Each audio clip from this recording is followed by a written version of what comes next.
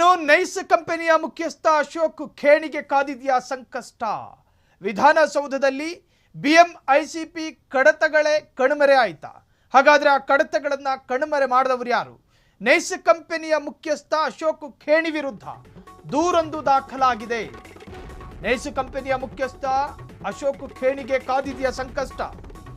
ವಿಧಾನಸೌಧದಲ್ಲಿ ಬಿಎಂಐಸಿಪಿ ಕಡತಗಳೇ ಕಣ್ಮರೆ. Nice company ಮುಖ್ಯಸ್ಥ ಅಶೋಕ್ ಖೇಣಿ ವಿರುದ್ಧ ದೂರು ಕೇಳಿ ಬಂದಿದೆ. ಗೌಪ್ಯ ಕಡತಗಳ ನಾಪತ್ತೆ ಸಂಬಂಧ ಠಾಣೆಯ ಮೆಟ್ಟಿಲೇರಿದ ಟಿಜೆ ಅಬ್ರಹಾಂ. ಸಾಮಾಜಿಕ ಕಾರ್ಯಕರ್ತ ಟಿಜೆ ಅಬ್ರಹಾಂ ವಿಧಾನಸೌಧ ಪೊಲೀಸ್ ಠಾಣೆಗೆ ದೂರು ಕೊಟ್ಟಿದ್ದಾರೆ. ನೈಸ್ ಸಂಸ್ಥೆಯ ಮುಖ್ಯಸ್ಥರ ವಿರುದ್ಧ ಕಂಪ್ಲೇಂಟ್ ಕೊಟ್ಟ ಅಬ್ರಹಾಂ ವಿಧಾನಸೌಧ ಬಿಎಂಐಸಿಪಿ ಕಚೇರಿಯಲ್ಲಿ ಸಾವಿರಾರು ಪುಟಗಳ ಕಡತ ನಾಪತ್ತೆ, ಹೀಗಾಗಿ ಎಫ್ಐಆರ್ ದಾಖಲಿಸಿ ತನಿಖೆ ಆರಂಭಿಸುವಂತೆ ದೂರು ನೀಡಿದ ಅಬ್ರಹಾಂ ಬೆಂಗಳೂರು ಮೈಸೂರು ಇನ್ಫ್ರಾಸ್ಟ್ರಕ್ಚರ್ ಕಾರಿಡಾರ್ ಪ್ರಾಜೆಕ್ಟ್ನಲ್ಲಿ ಹೀಗಾಗಿ ಅಕ್ರಮ ಮುಚ್ಚಿ ಹಾಕೋದಕ್ಕೆ ಕಡತಗಳನ್ನು ನಾಪತ್ತೆ ಮಾಡಿರುವ ಆರೋಪವೊಂದು ಕೇಳಿ ಬಂದಿದೆ. ಕೂಡಲೇ ಕಡತ ಪತ್ತೆ ಹಚ್ಚುವಂತೆ ಪೊಲೀಸ್ ಠಾಣೆಗೆ ದೂರು ನೀಡಿದ ಅಬ್ರಹಾಂ ನೈಸ್ ಕಂಪನಿಯ ಮುಖ್ಯಸ್ಥ ಅಶೋಕ್ ಖೇಣಿಗೆ ಹಾಗಾದ್ರೆ ಕಾದಿದೆಯಾ ಸಂಕಷ್ಟ. ಟಿಜೆ ಅಬ್ರಹಾಂ ನಿಮಗೆಲ್ರಿಗೂ ಗೊತ್ತಿರಬಹುದು, ಮುಡಾ ಹಗರಣದಲ್ಲಿ ಸಿದ್ದರಾಮಯ್ಯರ ಹೆಸರು ಕೇಳಿ ಬಂದಾಗ, ಸಿದ್ದರಾಮಯ್ಯರ ಧರ್ಮಪತ್ನಿಯ ಹೆಸರು ಕೇಳಿ ಬಂದಾಗ ಸಿದ್ದರಾಮಯ್ಯರ ವಿರುದ್ಧವೇ ಗುಟುರು ಹಾಕಿದ ಪೈಕಿ ಅಬ್ರಹಾಂ ಕೂಡ ಒಬ್ಬರು. ಈಸ್ ಎ ಬ್ಯಾರಿಸ್ಟರ್ ಮತ್ತು ಸೋಷಿಯಲ್ ಆಕ್ಟಿವಿಸ್ಟ್, ಸಾಮಾಜಿಕ ಹೋರಾಟಗಾರ. ಈಗ ನೈಸ್ ಕಂಪನಿಯ ಮುಖ್ಯಸ್ಥ ಅಶೋಕ್ ಖೇಣಿಯ ವಿರುದ್ಧ ದೂರು ಕೊಟ್ಟವರು ಇವರೇ. ಗೌಪ್ಯ ಕಡತಗಳ ನಾಪತ್ತೆ ಸಂಬಂಧ ಠಾಣೆ ಮೆಟ್ಟಿಲೇರಿದ ಟಿಜೆ ಅಬ್ರಹಾಂ, ಸಾಮಾಜಿಕ ಕಾರ್ಯಕರ್ತ ಟಿಜೆ ಅಬ್ರಹಾಂ ವಿಧಾನಸೌಧದ ಪೊಲೀಸ್ ಠಾಣೆಗೆ ದೂರು ಕೊಟ್ಟಿದ್ದಾರೆ. ನೈಸ್ ಸಂಸ್ಥೆಯ ಮುಖ್ಯಸ್ಥರ ವಿರುದ್ಧ ಕಂಪ್ಲೇಂಟ್ ಕೊಟ್ಟಿರುವಂಥ ಅಬ್ರಹಾಂ ವಿಧಾನಸೌಧ ಬಿಎಂಐಸಿಪಿ ಕಚೇರಿಯಲ್ಲಿ ಸಾವಿರಾರು ಪುಟಗಳ ಕಡತ, ಆ ಕಡತಗಳನ್ನು ಅತ್ಯಂತ ಸೆಕ್ಯೂರ್ ಆಗಿ ಇಡಬೇಕಾಗಿತ್ತು. ಆದರೆ ಆ ಕಡತಗಳೇ ಕಾಣುತ್ತಿಲ್ಲ, ನಾಪತ್ತೆಯಾಗಿದೆ. ಇದರ ಹಿಂದೆ ಯಾರ್ದಾದ್ರೂ ಕೈವಾಡ ಇದೆಯಾ? ಹೀಗಾಗಿ ಎಫ್ಐಆರ್ ಅನ್ನು ಕೂಡ ದರ್ಜು ಮಾಡಿದ್ದಾರೆ. ತನಿಖೆ ಆರಂಭಿಸುವಂತೆ ದೂರು ನೀಡಿದ ಅಬ್ರಹಾಂ ಬೆಂಗಳೂರು ಮೈಸೂರು ಇನ್ಫ್ರಾಸ್ಟ್ರಕ್ಚರ್ ಕಾರಿಡಾರ್ ಪ್ರಾಜೆಕ್ಟ್ನಲ್ಲಿ ಭಾರಿ ಅಕ್ರಮ ನಡೆದಿದೆ ಅನ್ನೋ ವಿಚಾರ.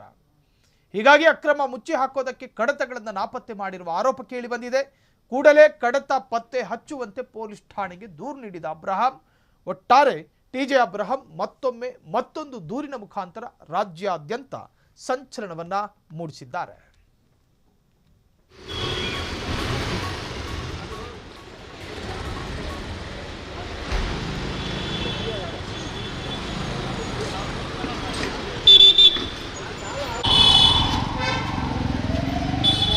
ಈ ಕಡೆ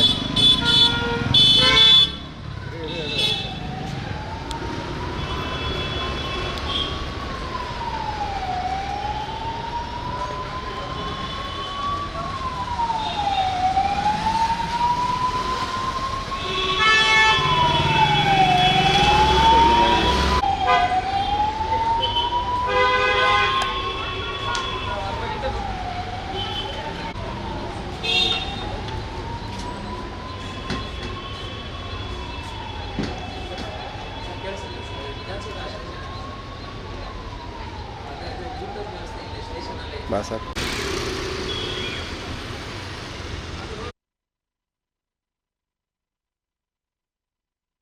ನಾವು we have filed a theft. ಈ ಸದನ ಸಮಿತಿ ಈಗ 137 ಫೈಲು ಮಿಸ್ಸಿಂಗ್ ಅಂತ ಹೇಳಿದೆ. ಬಟ್ ಸದನ ಸಮಿತಿ ಅದ್ರ ಬಗ್ಗೆ ಯಾವ ವಿಚಾರ ದೂರು ಕೊಟ್ಟಿದ್ದೀರಾ, ಯಾರ್ಯಾರ ಮೇಲೆ ದೂರು ಕೊಟ್ಟಿದ್ದೀರಾ? ಈಗ ನೋಡಿ, BMICP ನಿಮಗೆಲ್ಲರಿಗೂ ಗೊತ್ತಿದೆ, ನೈಸ್ ಪ್ರಾಜೆಕ್ಟು. ಅದರಲ್ಲಿ ಸುಮಾರು ಸಲ ನಾನು ಡಾಕ್ಯುಮೆಂಟ್ಸ್ ಕೇಳಿದ್ರೆ ಲಭ್ಯವಿಲ್ಲ ಅಂತ ಬರ್ತಾಯಿತ್ತು. ಸೊ ನಾನೇನು ಮಾಡಿದೆ, ಈ ಲೋಕಾಯುಕ್ತ ಕೋರ್ಟಲ್ಲಿ 25/10/2012ಗೆ ಆದೇಶ ಆಗ್ತದೆ. ಆ ಆರ್ಡ್ರಲ್ಲಿರೋ ಡಾಕ್ಯುಮೆಂಟ್ಸ್ ಎಲ್ಲಿ ಕೋರ್ಟು ಅದನ್ನು ಐಡೆಂಟಿಫೈ ಮಾಡಿ ಇಂಥ ಡಾಕ್ಯುಮೆಂಟು ಇದು ಅಂತ ಎಲ್ಲೆಲ್ಲಿ ಸ್ಪೆಸಿಫೈ ಮಾಡಿದಾರೋ ಅದೇ ಡಾಕ್ಯುಮೆಂಟನ್ನು ಬೇಕು ಅಂತೇಳಿ ನಾನು ಕೇಳಿದೆ. ಯಾವುದು ಇರಲೇಬೇಕಲ್ಲ, ಈಗ ನಾವು ಆಗ ತೊಗೊಂಡು ಕೋರ್ಟ್ಗೆ ಹಾಕಿ ಕೋರ್ಟು ರೆಕಗ್ನೈಸ್ ಮಾಡಿದೆ. ಅಂಥ ಡಾಕ್ಯುಮೆಂಟ್ಗಳಿಲ್ಲ ಎಲ್ಲಿ BMICPಯಲ್ಲಿ. ಇದು ಫಸ್ಟ್ ಭಾಗ ನಾನು ನೋಡಿರೋದು. ಈಗ BMICP ವಿಕಾಸದಲ್ಲಿರೋ ಆಫೀಸಲ್ಲಿ ಈ ಹಗರಣ ಆಗಿರೋದು. ಇನ್ನು KIDBL ಇನ್ನೂ ಅದಕ್ಕಿಂತ ವರ್ಷದಂತೆ ಅಲ್ಲೂ ಮಾಹಿತಿ ಕೇಳಿದ್ದೀನಿ, ಅದು ಬರ್ತದೆ. ನೋಡಿ, ಒಂದು ಯುವ ನೋಟ್ ಅಂತ ಇದೆಯಲ್ಲ, ಈ ಯುವ ನೋಟ್ ಅನ್ನೋದು ಇದರಲ್ಲಿ ಅವರಿಗೆ ಆ BMIC ಪ್ರಾಜೆಕ್ಟಿಗೆ ಆ್ಯಕ್ಚುಲಿ ಫೈನಲೈಸ್ ಆಗಿರೋದು 18,313 ಎಕರೆ. ಅದನ್ನು ಯುವ ನೋಟ್ ಹಾಕಿ ಒಬ್ಬ ರಮೇಶ್ ಅಂತ ಮೇಜರ್ CR ರಮೇಶ್ ಅಂತ ಅದನ್ನು ತಿದ್ದಿ 20,193 ಎಕರೆ ಅಂತ ಮಾಡ್ತಾರೆ. ಅದು 1,880 ಎಕರೆ ಜಾಸ್ತಿ ಮಾಡ್ಕೊಳ್ಳೋದು ಅಕ್ರಮವಾಗಿ ಮಾಡ್ಕೋತಾರೆ. ಸೊ ಈ ದಾಖಲೆ ಎಲ್ಲಿದೆ ಅಂತ ಕೇಳಿದ್ರೆ ಈಗಿಲ್ಲ ಅಲ್ಲಿ. ಈಗ ಸದನ ಸಮಿತಿ ಏನು ಮಾಡೋಕ್ಕಾಗುತ್ತೆ? ಅವ್ರು ಹುಡುಕ್ತಾರೆ, ಇರೋ ಡಾಕ್ಯುಮೆಂಟ್ ಇಟ್ಕೊಂಡು ಮಾಡಬೇಕು. ಇದನ್ನು ಹೊಡೆದಿರೋದು, ಇದರ rate, the cost of the damage, ನಮ್ಮ ಸರ್ಕಾರಕ್ಕಾಗಿರೋ ಡ್ಯಾಮೇಜು ಇದರಲ್ಲಿ ಟೋಟಲ್ ಆಗಿ 11,282 crores. ಇಷ್ಟು ಹಗರಣ ಆಗಿರೋದ್ರ ಬಗ್ಗೆ ದಾಖಲೆಗಳು ಇಲ್ಲ, ಕದ್ದಿದ್ದಾನೆ ಅಂತ ನಾನು ಕಂಪ್ಲೇಂಟ್ ಕೊಟ್ಟಿದ್ದೀನಿ. ಯಾರ ಮೇಲೆ ಕೊಟ್ಟಿದ್ದೀರಾ? ಅಶೋಕ್ ಕೇಣಿ, ಶಿವಕುಮಾರ್ ಕೇಣಿ, ಮೇಜರ್ CR ರಮೇಶ್ ಮತ್ತು ನೈಸಲ್ ಅಂತ. ಇದು BMICP ಅಧಿಕಾರಿಗಳು ಇದರಲ್ಲಿ ಬರ್ತದೆ, CR ರಮೇಶ್. ಈಗ ನಾನು ಯಾಕೆ ಮಾಡಿದೆ ಕದ್ದಿದ್ದಾನೆ ಅಂತ ಹೇಳಿದ್ರೆ, ಇದಕ್ಕೊಂದು ಉದಾಹರಣೆ ಇದೆ. ಅಲ್ಲಿ ಬೀದರಲ್ಲಿ ಫೋರ್ಜರಿ ಮಾಡಿದ್ದಾನೆ ಅಂತ ನಾವು ಕಂಪ್ಲೇಂಟ್ ಕೊಡ್ತೀವಿ, ಕೋರ್ಟ್ಗೆ ಹೋಗ್ತೀವಿ. ಕೋರ್ಟ್ಗೆ ಹೋಗಿ ಅದನ್ನು ವಿಚಾರಣೆ ಮಾಡಿ ಕೋರ್ಟ್ ರೆಫರೆನ್ಸ್ ಕೊಟ್ಟಾಗ ಅವನೇನು ಮಾಡ್ತಾನೆ, ಬಾಲ್ಕಿ ತಾಲೂಕಿಂದ ಒಬ್ಬನ ವಿಲೇಜ್ ಅಕೌಂಟೆಂಟನ್ನ ಹುಡ್ಕೊಂಬರ್ತಾನೆ. ಹುಡ್ಕೊಂಬಂದು ತನ್ನ PA ಆಗಿ ನೇಮಕಾತಿ ಮಾಡ್ಕೋತಾರೆ.